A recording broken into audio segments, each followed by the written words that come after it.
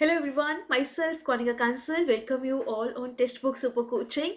सो जी अब आप सब ने यूजीसी नेट की प्रिपरेशन स्टार्ट कर दी है फॉर जून 2025। आई नो कि आप सब कंफ्यूज चल रहे थे कि जो यूजीसी का नया ड्राफ्ट आया है कि इसमें काफ़ी स्टूडेंट कंफ्यूज थे कि नेट अभी कंपलसरी नहीं है, ये है वो है। बट तो ओवरऑल जो कंक्लूजन निकल के यही आया था कि थोड़ी फ्लेक्सिबिलिटी दी गई है और इन हाउ आपको नेट ज़रूरी है। ओके, सो अब आपने ये जो मन तो बना लिया है कि हमने नेट की प्रिपरेशन करनी है, बट उस जर्नी के दौरान ना हम बहुत सारी मिस्टेक्स कर बैठते हैं। अब मैं सिर्फ आपको उन्हीं मिस्टेक्स को हाईलाइट करना चाहती हूँ, क्योंकि ये जो प्रिपरेशन की जर्नी है, इसमें जो आप मिस्टेक्स करेंगे वही आपकी फाइनल में परफॉर्मेंस में दिक्कत आती है। तो हमें कुछ ऐसी चीज़ें हैं जो अभी से उसको इम्प्रूव करके चलना है, ताकि फाइनल में हम अपना बेस्ट परफॉर्म कर पाए। ठीक है जी। सो सबसे पहली चीज़, ignoring the technical aspects of online exam. This is the biggest mistake. आपका एग्ज़ाम जो है ऑनलाइन है, बट अभी भी हम जो प्रिपरेशन करते हैं वो ऑफलाइन के पर्सपेक्टिव से करते हैं। सो ऑनलाइन एग्ज़ाम के दौरान क्या क्या आपको एक टेक्निकल एस्पेक्ट्स के रिलेटेड क्या क्या प्रॉब्लम्स आती हैं, लाइक सबसे ज़्यादा स्क्रॉलिंग की प्रॉब्लम आना, राइट, जिसके कारण हम अभी तक तो लैपटॉप का इतना प्रैक्टिस नहीं करी होती। हम जब फाइनल में परफॉर्म करने जाते हैं तब हमें ऑनलाइन में बहुत सारी प्रॉब्लम आती है जिससे हम डर जाते हैं। सो अपने जो अभी आप मॉक टेस्ट करते हैं, आपको होता है कि नहीं यार मैं ऑफलाइन मॉक टेस्ट करना है। पेपर में जब ऑनलाइन करना होता है तो आपका एग्जाइटी लेवल बढ़ जाता है, डर बढ़ जाता है, स्पीड पे आप काम नहीं कर सकते, तो ये प्रॉब्लम्स आती हैं। ओके, सो जितनी भी टेक्निकलिटीज का है, कोशिश करो कि अभी से उन चीज़ों के ऊपर कमांड बिठानी शुरू करो, राइट। जितनी हो सके रीडिंग ऑनलाइन करो अभी से। अब ऐसा नहीं कि यार मुझे तो प्रिंट आउट्स निकलवा के ऑफलाइन रीडिंग करने में आदत है, थोड़ा टाइम लगेगा, but you have enough time. उसको दो टाइम, जितना रीडिंग ऑनलाइन करोगे आपका रीडिंग कॉम्प्रिहेंशन में दिक्कत नहीं आएगी, क्वेश्चंस की रीडिंग थोड़ी फास्ट होगी क्योंकि आप ऑनलाइन उसमें कंफर्टेबल हो जाओगे। ओके, सेकेंड चीज़ ये, आप जितनी प्रैक्टिस करते हैं वो ऑफलाइन करते हैं, ठीक है जी। हर आप जिसके कारण आप टाइम को मैनेज नहीं कर पाते जब आपको ऑनलाइन देना होता है। आप ऑफलाइन में इतनी एक्स्ट्रा शीट्स यूज़ करते हैं कि आपको इन द एंड ऑनलाइन के टाइम सिर्फ लिमिटेड शीट दी जाती है, 1 और 2 शीट दी जाती है। ओके, जब आपने ट्रांजिशन करना है टाइम का, one question to another question, वो ऑनलाइन में ही पता चलता है, राइट। अब मेरे सामने एक शीट है, उस शीट के अंदर 5 क्वेश्चंस हैं, ठीक है, आपने 5 मिनट में वो क्वेश्चन कर दिया है। बट ऑनलाइन में क्या होता है कि स्क्रीन पे एक टाइम पर एक क्वेश्चन है, ज़्यादा से ज़्यादा सेकंड क्वेश्चन हाफ होगा। तो उसको जब ट्रांजिशन आपने सेकंड क्वेश्चन पे जाना है, इट्स टेक अ टाइम। आपको नेक्स्ट करना है, उस पर रीडिंग करनी है, नहीं समझ में आया आपको हिंदी पे टिक करना है, हिंदी की रीडिंग करनी है। तो देख रहे हो कितना टाइम कंज्यूमिंग है। पेपर में एक एक सेकंड भी हमारे लिए इम्पॉर्टेंट होता है। Okay, so I suggest you कि कोशिश करो आप जितने प्रैक्टिस पेपर्स हैं ऑनलाइन कर लो। भले ही आप पता है क्या करो, आपके पास बुक्स हैं, उसकी फोटोज क्लिक करके स्कैन करके उसका पीडीएफ बना के अपने लैपटॉप पे कर लो, तो उस पर आपकी रीडिंग थोड़ी आसान हो जाएगी। बस कोशिश करो कि आपका फेस एंड सामने एक रीडिंग आपके कंफर्टेबल जोन में होनी चाहिए, ताकि आपको माउस का यूज़ करना है मैक्सिमम, नेक्स्ट करना है, स्क्रॉलिंग करनी है, वो आपके लिए थोड़ा बेटर रहेगा, जो आप अभी से प्रैक्टिस करनी है। ओके, कोशिश करो कि अब आप जो एग्ज़ाम की प्रिपरेशन कर रहे हैं, लाइक अगर आप नेट की प्रिपरेशन कर रहे हैं, इसी पैटर्न के ही एग्ज़ाम्स दो, मल्टीपल्स। हम क्या करते हैं, हमें एसएससी की भी तैयारी कर रहे होते हैं, बैंक की भी तैयारी कर रहे होते हैं, हमें होता है कि चलो नेट भी कर लेते हैं। मल्टीपल एग्ज़ाम की प्रिपरेशन करना ही सबसे बड़ी मिस्टेक होती है, क्योंकि इनके पैटर्न्स अलग अलग होते हैं, क्राइटेरियाज अलग अलग होते हैं। सो मेरा आपको ये सजेशन रहेगा कि अगर आप अभी नेट का एग्ज़ाम देने जा रहे हैं, ठीक है, नेट की प्रिपरेशन के साथ साथ आप सेट का प्रिपरेशन एग्ज़ाम दे लो, वो चलेगा क्योंकि इनका का सिलेबस सेम है। दो ऐसे सब्जेक्ट को चूज करना जिनके सिलेबस अलग अलग है, वो समहाउ हमारे लिए दिक्कत होती है। ओके, इसके साथ साथ असिस्टेंट प्रोफेसर की तैयारी करनी है, आपने पीएचडी एंट्रेंस की तैयारी करनी है, ये एक ही सीक्वेंस है। नेट की तैयारी करने से तीन चीज़ें आपकी तैयार हो रही हैं, ये ठीक है आपके लिए, बट नेट के साथ साथ किसी और तरह के एग्जाम की तैयारी करना ये थोड़ा सा आपके लिए प्रॉब्लम हो सकती है। ओके, नेक्स्ट होती है जी referring multiple sources for the study material. ये आपका एक बिगेस्ट मिस्टेक रहता है। भले ही आज आप इसकी इम्पोर्टेंस इतनी नहीं समझेंगे, बट आप 1 मंथ 2 मंथ के बाद इस चीज़ को ऑब्जर्व करना शुरू कर देंगे। देखो, चीज़ वही है। अभी मैं बोलूँगी what is the meaning of the research. आप बोलोगी चलो ये यार मेरी फ्रेंड ने ये बुक पढ़ी है, आप उसको रेफर कर लोगे। मैंने आपको दिया है मीनिंग ऑफ रिसर्च, आप उसको पढ़ लोगे।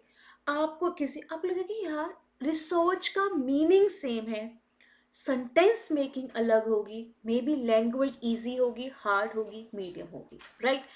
हम क्या करते हैं, आपको किसी फ्रेंड ने बोला टेलीग्राम के ऊपर या किसी ने भी बोला कि अब मेरी फ्रेंड ने ना ये वाली बुक से पढ़ा है, अब वो बुक बाय कर लेंगे, उसको पढ़ने लग जाएंगे।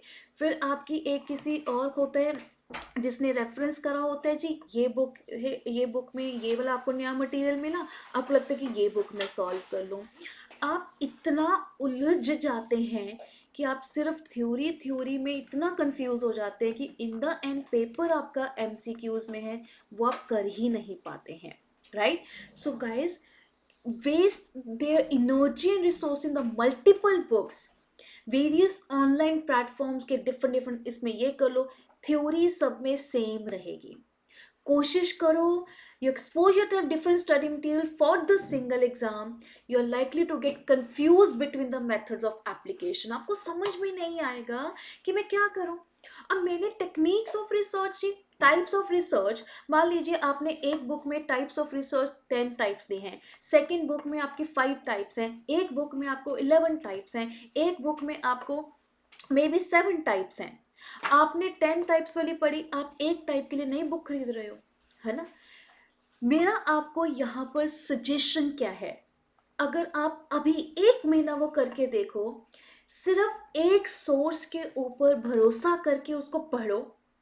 मैं कहती हूँ प्रैक्टिकल कहीं से भी करो, कोई दिक्कत नहीं है, प्रैक्टिकल कहीं से भी करो, ऑब्जेक्टिव कहीं से भी करो। ऑब्जेक्टिव से आपके 2 in 1 टास्क होते हैं, यानी कि जब आप एक ऑब्जेक्टिव की तरफ जाएंगे, आपने बोला जी मैंने ये ऑब्जेक्टिव है, उस ऑब्जेक्टिव से आपको तरीका समझ में आएगा कि अच्छा इसको ऐसे सॉल्व करना है, एंड आपको उसका नया कंसेप्ट समझ में आएगा। फटाफट गूगल करना, आपको वो कंसेप्ट क्लियर हो गया है। ओके, हम थ्योरी में ही इतना उलझ जाते हैं कि अभी आपका ठीक है जी, जनवरी है, फरवरी है, मार्च है, अप्रैल है, मई है, आप अभी थ्योरी में ही अटके रहोगे। अगर आप एक सोर्स को फॉलो करोगे, 3 महीने में आपका सिलेबस पूरा है। फिर आप एमसीक्यूज करोगे, नए नए कंसेप्ट एमसीक्यूज के थ्रू पता लगेंगे, तो हो गया ना काम। 2 in 1 करा ना, स्मार्ट वर्क करा है हमने। Okay, and too much and too low importance to the individual sections. हम क्या करते हैं, हम कहते हैं कि यार मेरा सारा दिन पेपर 1 में निकल जाता है, कोई कहता है जी मेरा सारा दिन पेपर 2 में निकल जाता है। नहीं, आपको दोनों को इक्वल इम्पोर्टेंस देनी है। बेस्ट क्या होता है जी, मिड, आपका जो लंच, आप कोशिश करो कि लंच से पहले पेपर 1 कर लिया, लंच से पहले पेपर 2 कर लिया, बाद में पेपर 2 कर लिया, थोड़ा बैलेंस लेके चलो। आपके 24 आवर्स में से, ठीक है जी, ये डिवाइड कर लो कि कितने घंटे मैंने पेपर 1 को देने हैं, कितने पेपर 2 को देने हैं। दोनों आपके लिए इम्पोर्टेंस है। ये नहीं सोचना है मुझे पेपर 2 मुश्किल लगता है, मैं पेपर 2 को ज़्यादा टाइम दूँ, पेपर 1 को नहीं, ऐसा नहीं कर सकते। आपको दोनों को टाइम देना है, भले ही आप एक आधा घंटा ज़्यादा या कम दे लो, बट दोनों को इम्पोर्टेंस देनी आपके लिए ज़रूरी है। ओके, नेक्स्ट है जी डाटा इंटरप्रिटेशन के सेक्शंस को। बहुत सारे स्टूडेंट्स ये ना प्रैक्टिकल चीज़ों को देख के भागते हैं, right. DI is a 9 UGC NET exam, but don't try to neglect this section, क्योंकि ये मैक्सिमम मार्क्स आपके गेन करके जाता है। मैं कहती हूँ डाटा के साथ साथ प्रैक्टिकल्स, इवन आपको पेपर 2 में भी प्रैक्टिकल पोर्शन है, उसको भी आपने अवॉइड नहीं करना। इतने वो क्या है, इन सब में क्या है जी, फॉर्मूलाज लगते हैं, दैट्स इट। जितना आपको फॉर्मूलाज की क्लैरिटी होगी उतना आप फटाफट से सॉल्व कर सकते हैं। 5 क्वेश्चन डीआई के हैं, 10 मार्क्स आपके फ्री के हैं। प्रैक्टिकल क्वेश्चन मान लो 5 क्वेश्चंस आ गए हैं, 10 मार्क्स। आप 20 मार्क्स तो प्रैक्टिकल का लेके जा रहे हैं, जिसमें बहुत लेंथी कैलकुलेशंस नहीं आती, इजी कैलकुलेशन है। अभी से प्रैक्टिस करना शुरू कर दो, right. Simple, plus minus, division, multiplication, ठीक है जी, फ्रैक्शन, इन चीज़ों के बेसिक आपको पता होने चाहिए। आज से डेली एक डीआई को सॉल्व करना शुरू करोगे, देखना एग्जाम तक वो हो जाएगा। हम क्या करते हैं, एंड में जाके इसकी प्रैक्टिस करना शुरू करते हैं। Okay, relying only on the short tricks.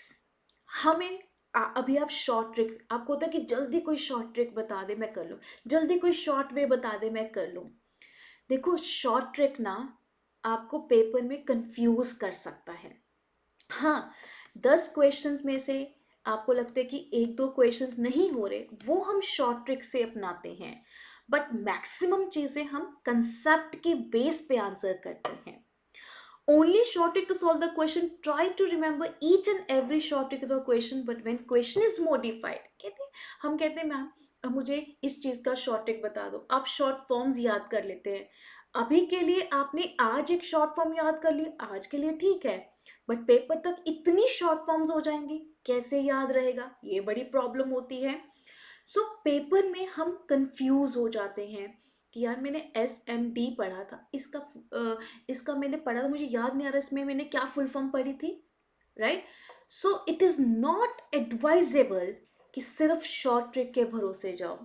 कभी कभी एक लॉन्ग वे भी चीज़ों को आपको लर्न करना पड़ता है। सो उसके लिए आप उस लॉन्ग फॉर्म को, अगर आपको लगता है, उसको अच्छे से लिख लो, बार बार उसको देखो, वो चीज़ें याद हो जाती हैं। हर चीज़ का एक शॉर्ट वर्जन बनाना उस दिन के लिए ठीक है, एक हफ्ते के लिए ठीक है, बट पेपर में इतनी शॉर्ट फॉर्म्स, इतने यूनिट्स का होना आपको कंफ्यूज कर देगा। इसलिए मैं ये सेशन आज आपके लिए कर रही हूँ, ताकि अभी से आप टिल जून तक इन चीज़ों को अप्लाई करेंगे तो ये जर्नी थोड़ी आपकी आसान हो जाएगी। ओके, काफ़ी स्टूडेंट शॉर्ट नोट्स नहीं बनाते हैं गाइस, ये बिगेस्ट मिस्टेक है। आप कंसीडर करिए जितने भी आपके ईयर्स हैं, जितने भी आपके फॉर्मूलाज हैं, ठीक है जी, जितने भी आपके ऑथर्स के नेम हैं, कोशिश करो उनके शॉर्ट नोट्स बनाओ ज़रूर। ठीक है जी, ठीक है, आपके पास इतना टाइम नहीं है, एटलीस्ट इनके तो शॉर्ट नोट्स बनाओ ना। एंड अपना जो भी आपने पढ़ा है उसका एक शॉर्ट, एक डायग्राम बेस पे बना लो। जितना आप इनको अच्छे से रिवाइज करेंगे उतना आपके लिए अच्छा रहेगा। और पे लास्ट टाइम पर आपके इतना ज़्यादा पैनिक हो जाते हैं, हमें समझ नहीं आता क्या करना है, कैसे करना है। तो अगर आपके शॉर्ट नोट्स इन चीज़ों के रेडी होंगे, 10 क्वेश्चंस इनमें से निकल के आ जाते हैं overall paper 1 paper 2, minimum 10 questions, तो देखना कितनी एक्यूरेसी आपकी बढ़ जाएगी। Okay, getting attach to a particular question. हम ना, चाहे वो एग्जाम हो, चाहे आप अभी एक प्रैक्टिस जोन में हो, आपका एक क्वेश्चन अटक जाता है ना, आप उसी के पीछे घूमते रहते हैं। उसको ना थोड़े टाइम के लिए होल्ड कर दो, नेक्स्ट क्वेश्चन सॉल्व करो। जब आप थोड़े टाइम के बाद इस क्वेश्चन में जाएंगे, वो हो जाएगा। आपका मैक्सिमम स्कोर को अचीव करना टारगेट है, ठीक है जी, ना कि आपको ये कि आपको मैंने पूरे क्वेश्चन सॉल्व करने हैं। हमें 220 प्लस का टारगेट करना है, ठीक है जी। हमें टाइम को भी देखना है, एक्यूरेसी को भी देखना है। एक क्वेश्चन अगर नहीं भी होता, उसके पीछे बाकी क्वेश्चन सफर हो, ये नहीं करना है। उसको थोड़े टाइम के लिए होल्ड कर दो, बाकी सॉल्व करो, फिर उसके बाद इसमें आओगे, दोबारा दोबारा रीड करोगे, थोड़े टाइम के बाद वो हो जाता है। Okay, so this is the thing. And the last and the most important guys, revision ना करना। बहुत बार ऐसा होता है कि आप क्वेश्चन रीड कर रही हैं, आपको लगता है कि मैम हमें थ्योरी तो आती है, बट जब हम क्वेश्चन सॉल्व करते हैं हमारे आंसर्स नहीं बन पाते because of lack of revision. Okay. हम इतने वेस्ट टाइम कर रहे होते हैं, नई नई चीज़ें पढ़ने में लगे होते हैं, हमें लगता है कि नया ये, पर पहले ये तो देखो कि आपके पास जो सिलेबस है, जो बेस है, वो सारा आपको अच्छे से आता है, वो सारा रिवाइज है। मेरा हमेशा से एक कंसेप्ट रहा है कि पहले जो आपके पास है उसको अच्छे से रिवाइज कर लो। जब आपको अंदर से आवाज आएगी हाँ यार इसे सब आता है, तो आप दूसरी बुक के ऊपर स्विच करो। मल्टीपल सोर्सेस को करना, एक बार कर लिया हमें सब आता है जी, रिवाइज हम कर नहीं रहे हैं तो चीज़ें भूलते हैं, कंफ्यूज हो जाते हैं, हमें समझ में नहीं आता आंसर टिक कैसे करना है। सो एक ऑब्जेक्टिव क्वेश्चन के लिए ये ज़रूरी है कि रिवीजन करो।